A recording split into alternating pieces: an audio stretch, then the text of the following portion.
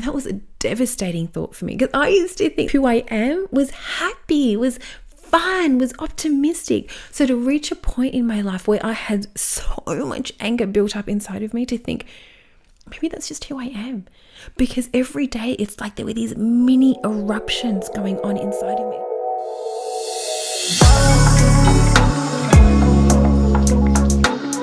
Hi everyone, welcome to the Lead from Love podcast. I am Yalini, I am your host and love coach. Now in today's episode, I'm going to break down the top 10 truths around one of the most misunderstood topics that is messing up your life, your emotions. Because here's the thing, most of us are running around scared of our emotions, scared of our feelings and knowing what's happening inside of us and being able to share and communicate that in an authentic way, because we are so worried that it'll be too much and that will be too much and that people won't be able to handle us. Because if they knew what was really going on inside of us, the biggest fear is that we'll be rejected or that they'll run away. And so to survive, we walk around suppressing our fears, suppressing our hurt, suppressing our anger. We bottle it up and we push it down and we pretend that we're fine, that it's not even there. But here's the thing, pretending that something's not there doesn't make it go away. If anything, it just means that we get stuck, we get bogged down and we become emotionally constipated. Now, if you've ever been constipated, you know how uncomfortable that is. So to move you out of that discomfort, in today's episode, I'm going to share the truth that I wish someone had told me when I was going through my own messed up emotional journey, because it would have saved me so much pain and suffering. So here's what I want you to know. Here are the top 10 truths behind your emotions. I'm going to share with you what they really mean, why you feel what you feel, and why it's important, so that you know you're not crazy. There's nothing wrong with you. And there is a perfectly logical reason for everything that you are feeling. And it doesn't have to feel overwhelming. There is a way for you to feel safe inside of yourself, to stop pretending that you're okay, to let go of that mask, drop your emotional walls, and breathe. Now, I am passionate about this topic because emotions are my jam. That is what I specialize in. I know, I understand emotions. And not just because I've studied and observed them as a therapist and as a coach, but because I had to go through my own messed up emotional journey. Now, those of you that have listened to the first episode, you'll know that facing my emotions, that did not come easily for me. And with all the things that I went through, I spent most of my life running away from my emotions because I had so much anger, so much rage inside of me. It felt so big that I didn't think I'd be able to handle it. And letting it come up and out, oh my God, I was scared that people would see how messed up I was inside, that I would be too much, and that if they found me out, that they would think I was crazy. So I get how emotions can feel overwhelming, and I get why you might have stuffed it down and you don't want to have a look at it.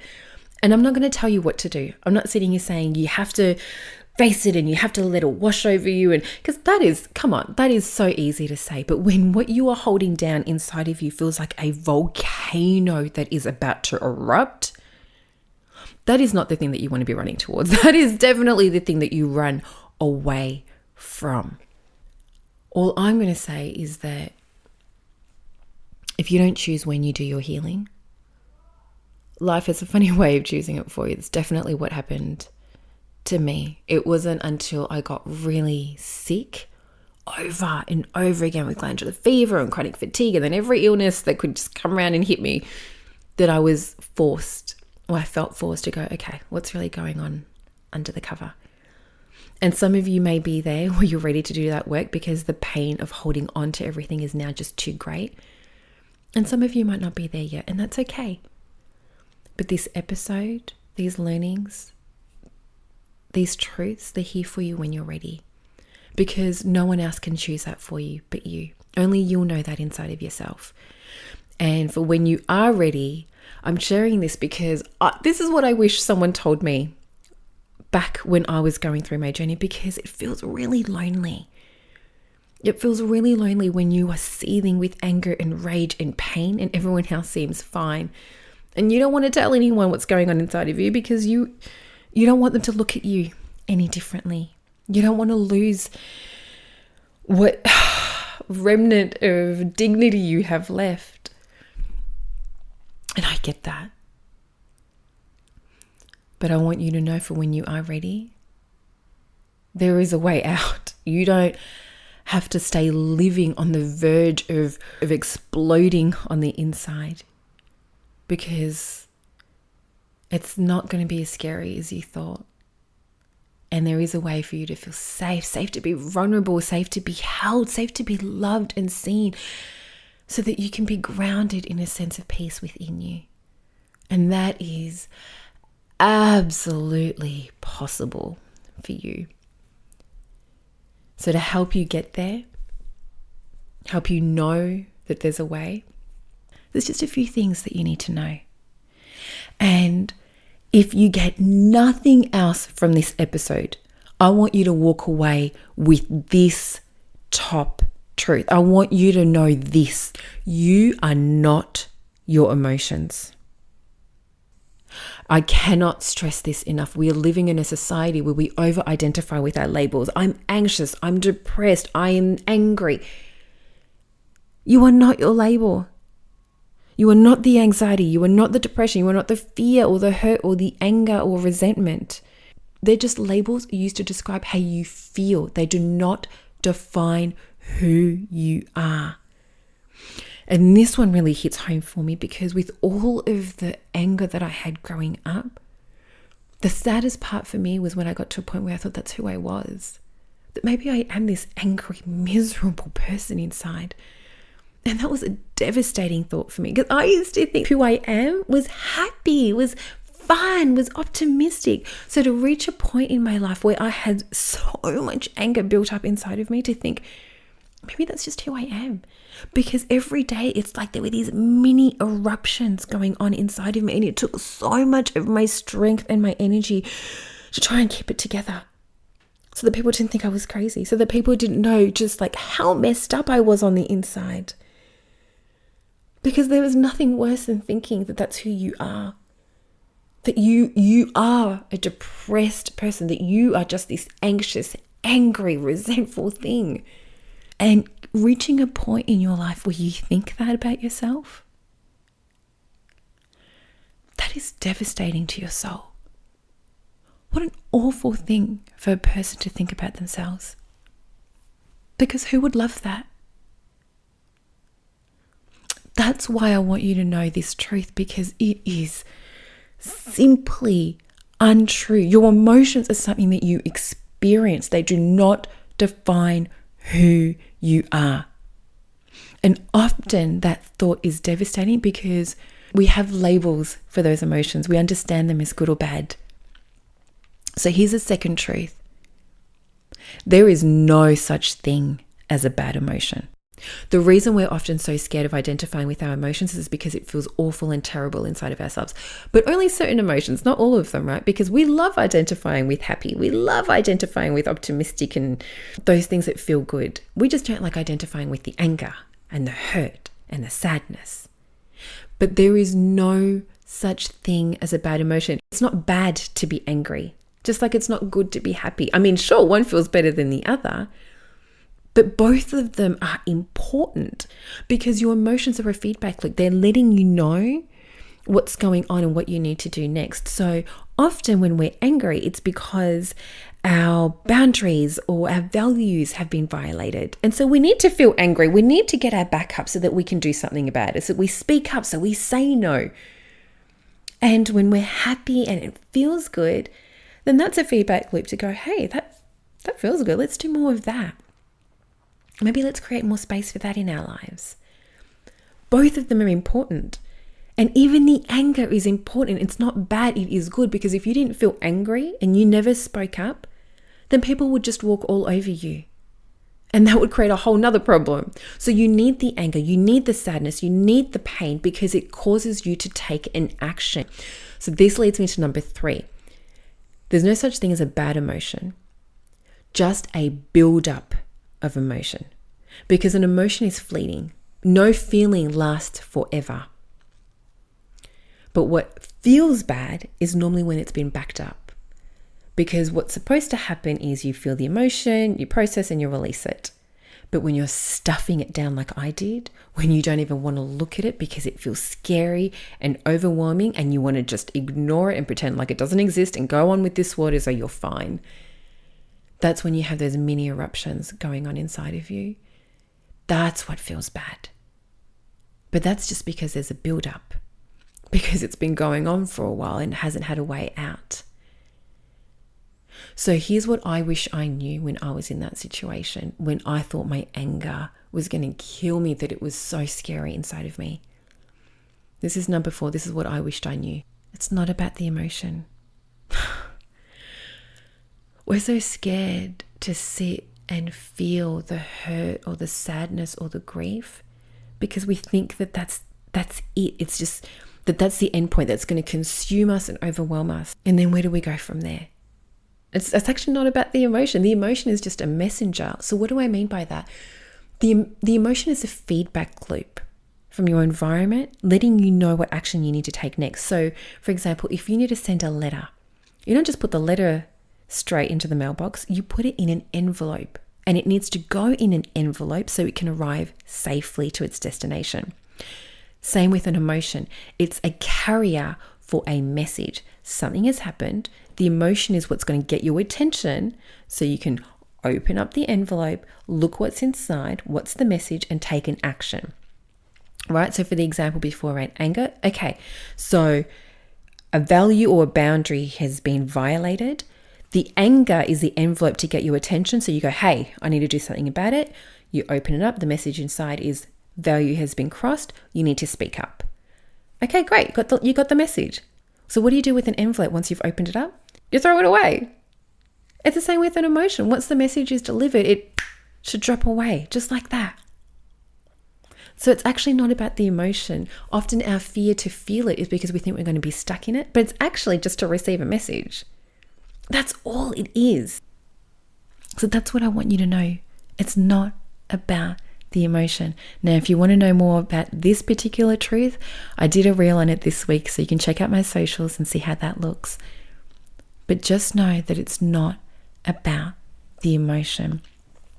And sometimes we don't want to look at that emotion. We don't want to look at that envelope because it doesn't seem to make sense inside of us. We go, there's no logical reason for it. So here's the 5th truth. And this one might take you by surprise. Emotions aren't irrational. There's always a logical reason for why you feel how you feel. Always. I don't care what anyone else says. There is always a reason. And it's important to know that from the start, because when we think it doesn't make sense, we tend to ignore it because we think we know better. Sometimes we're in a relationship where on paper everything is amazing, but something's not feeling good inside of you. And you go, well, it doesn't make sense because this is a great person. He's amazing. So why aren't I happy? And you start to lose trust in yourself. You start to not trust your emotions because you feel like they shouldn't be there. But the thing is, if it's there for a reason. And it's requiring you to take notice, because otherwise that warning tuned up even louder. And sometimes when we're not listening to it, things come out sideways. Because here's the next truth. Here's number 6. There's no such thing as an overreaction. And I have this conversation with my clients all the time when they think that there is something wrong with them. There is no such thing as an overreaction. Because what's happening is you're either responding to that moment or you're responding to everything. And so something small might happen and they might put the bowl in the wrong drawer, and that's not a big deal. And on any normal day, you might be able to go, oh, hey, this is supposed to go there. But on this one occasion, everything comes out sideways. And sure, it might feel like an overreaction to that one moment or to that one act, but it's because you are responding to everything that you have been stuffing down. You're responding to the backlog. That's why you end up having what feels like an overreaction, but an overreaction is just a sign of how much you have been stuffing down. It is a warning for you to go, oh, okay, I need to take a step back. There's a lot going on here. So it makes perfect sense. And the reason that we often have that overreaction is because we become disconnected. Because if you were anything like me, I was trying to rationalize what was going on. I was trying to make sense of my emotions. But here's the next truth. Here's number 7. You're not supposed to live from your mind. You're not supposed to control your emotions and try to rationalize it. You're supposed to feel your emotions and then use your mind to control your response, not the other way around.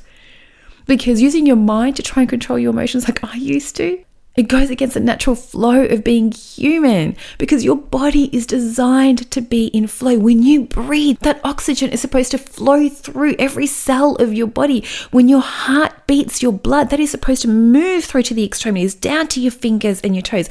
Your lymphatic system, that is supposed to circulate the fluids through your entire body to keep you healthy and well. And your emotions are part of the body's natural flow. And so you can't live from your mind. You're not supposed to control your emotions. It goes against the natural order of things. And I don't know about you, but for me, the reason I wanted to live from my mind was because in my head, it felt safe. It felt logical. It felt like I had control. I could understand my mind. But here's the next truth. It's because of the mind that we're disconnected. Because we don't connect with people through our minds. We're human beings. We're supposed to have heart. That is the basis for our connection. Because if we're only ever living through our minds, then life becomes just a series of business meetings. But as people, we are supposed to be part of community. And to have community, we need heart. We need connection. We need love. We need our emotions. Because if we spend our lives running around, living in our heads, stressed out of our minds, we become paralyzed. And we do that, and I did that because I thought being in my mind was more powerful. But here's the truth. Number 9, emotions aren't weak. Because the truth is, it takes so much courage to connect in with your emotions. Because to connect in with that requires a level of vulnerability. And when you're vulnerable, you feel exposed. So there is so much courage that is required to tap into that, to be vulnerable with yourself and to be vulnerable with someone else and share that. But that is our source of power, because it's that vulnerability and that emotion that allows us to connect on a human level. And so many of us are scared to connecting with our emotions because we label it as a weakness in society. And this goes both ways. I feel for men and I feel for women in this, because you get labeled either way. You're damned if you do and you're damned if you don't. If you're a woman and you are connected to your emotions and you express your emotions, you get labeled as sensitive. You get labeled as emotional. Or worse, you're crazy, you're hysterical, you're a drama queen. And if you're a man and you're connected with your emotions and you express them or you communicate them, then get labeled as a baby. Or don't be such a girl.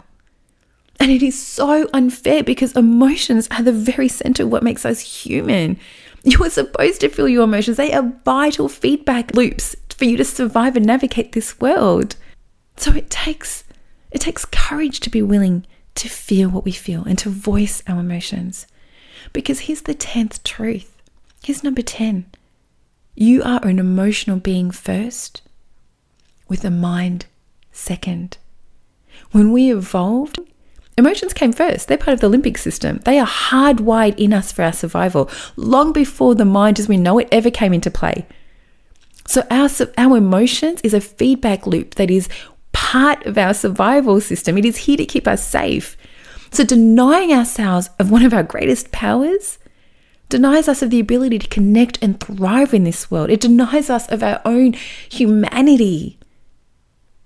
So your emotions are absolutely fundamental to your survival. They are so powerful, more than your thinking mind. Because your emotions will tell you instantly what is going on in your environment so that you can respond to it and take care of yourself and keep yourself safe before your mind even catches up and understands what's going on. So I'm sharing all of this with you because I want to dispel the myths that are keeping you trapped and blocked.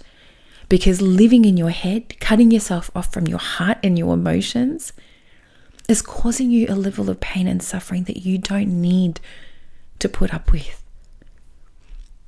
So those 10 truths is a pathway for you to step out of the trap that you've been living in. And I know there was a few, so I'm going to summarize them again. 1, you are not your emotion. Your emotions describe how you feel. They do not define who you are. 2, there's no such thing as a bad emotion. They are all important and vital for your survival. 3, what feels bad is the build-up of emotion. 4, it's not even about the emotion. You're not angry for the sake of being angry. It's just a means to an end to deliver a message so you know what to do next. That's all it is. Tune in, get the message, and the emotion drops away.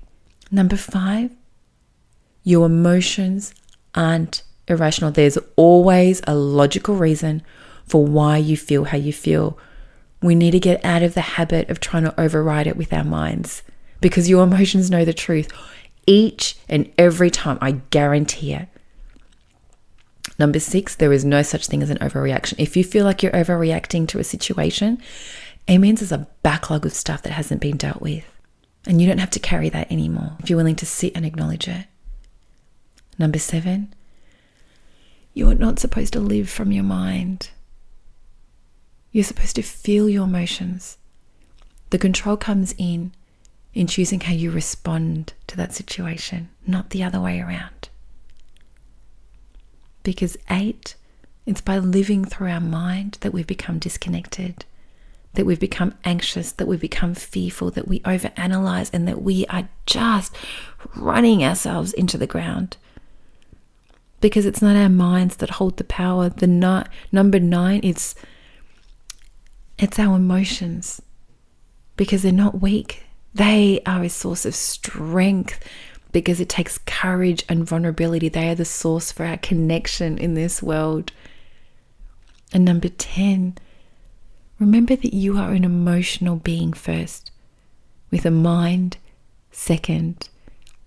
That's the way we evolved, because our emotions are here to help us survive. They will keep you safe, and they will help you connect and thrive in this world so you can claim the fullness of who you are. Your emotions are your way out to the other side, because your emotions are here for a reason. They're here to serve you and love you. And when you step away from that fear of your old beliefs, you can safely start to process what's going on inside of you so you can grow stronger from within, because you deserve that. And you can absolutely create that for yourself.